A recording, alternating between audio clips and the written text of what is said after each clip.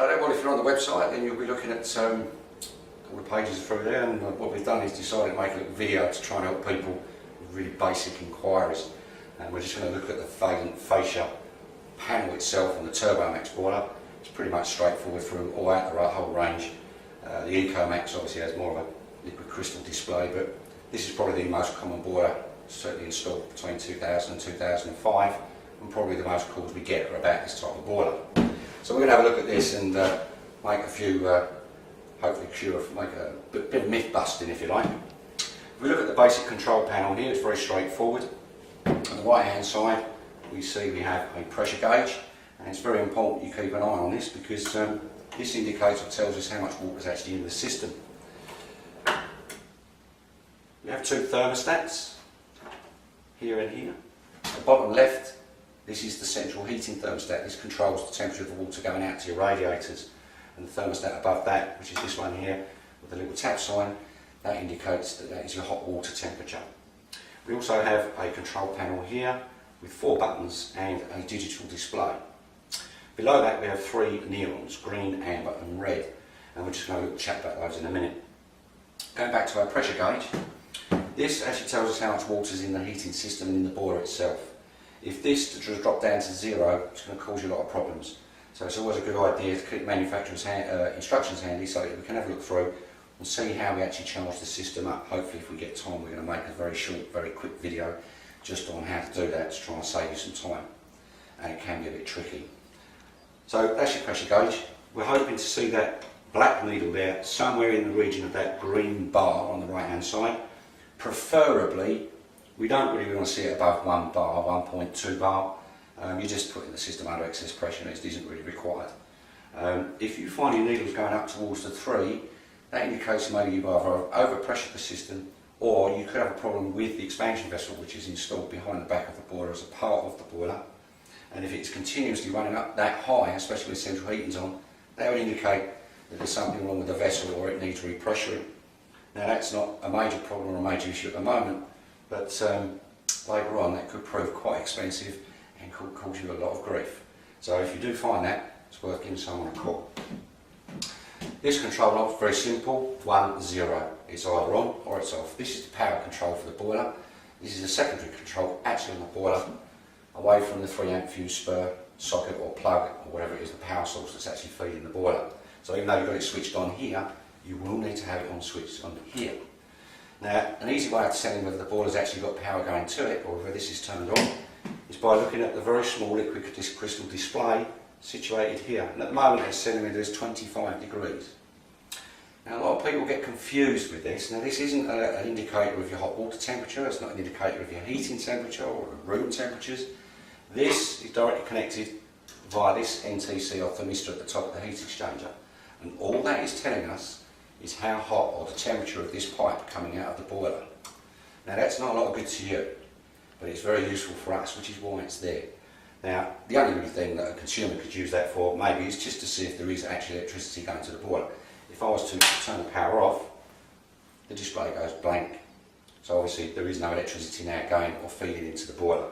So I'm going to turn that back on so we can carry on. Heating thermostat, hot water thermostat. Very simple. I simply turn the thermostat up to the temperature I want for my hot water and adjust it as required depending on how much water I'm drawing off and how hot I want it.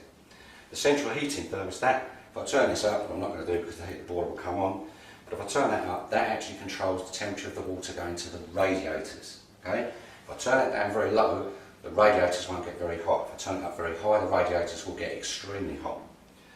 But it doesn't control the temperature of the room or the house. Okay? This just controls the temperature of the water that comes out of the boiler. So it's a control, but not really a good control. Now the one thing I do want to mention, because we get a lot of problems with this, do you find your boiler keeps coming on for no reason in the middle of the night? If you do, you'll find that's because it's got a warm start on, or what they would call a warm start, but what most of us would call a preheat. Probably the easiest way of describing it. Now the Germans fit their boilers outdoors, which means when they run the hot water from this type of boiler, it takes an awful long time for the hot water to get from the boiler to your tap. So what they do is they build in what's called a preheat. That means the boiler is continuously monitoring the temperature of the internal sections, and it will fire up to maintain a continuous temperature, so that when you run the tap it doesn't take quite so long for the water to get to your tap at a decent temperature. Which is all well and good if your boiler's miles away, but if it's indoors in a house in the UK, it really hasn't got to travel that far. And what happens is you're running gas and running the boiler all hours of the day and all hours of the night, pretty much for no reason whatsoever. Now it's very easy to tell whether the warm start's on. If I look at the three neons, green neon, that just tells me, well, at the moment there's nothing happening at all. If I also run the hot water tap, green neon starts to flash and the boiler fires up hot water demand. Now when that neon flashes, that's just basically telling the boiler and telling us that there is a demand for hot water. If this is on and constantly, if I turn this thermostat all the way up, if I get a go,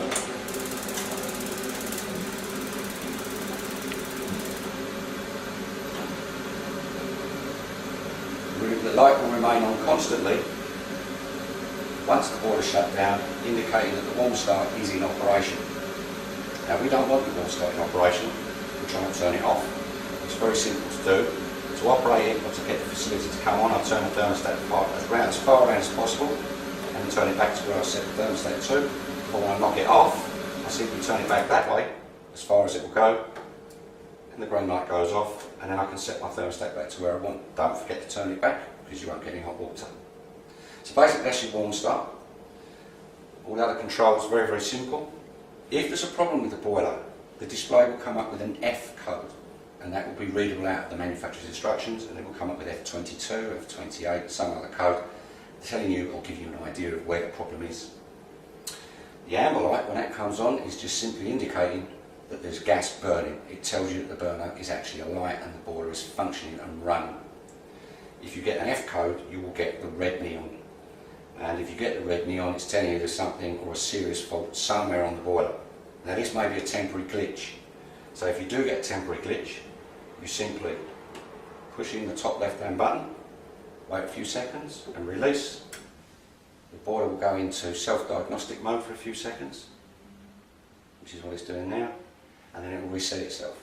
Obviously if you can't reset it or it continually goes to F or lockout or the red neon comes on, you've got a serious problem.